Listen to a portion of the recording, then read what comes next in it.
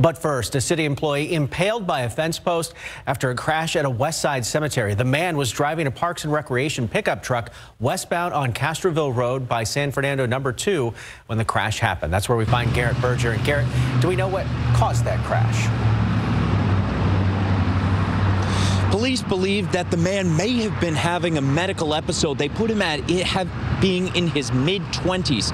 As you can see behind me, there are no skid marks between the points where it appears he popped up onto the curb all the way until where the truck actually ended up. Now, the truck appeared to take out about 25 yards of fence as it careened along the sidewalk.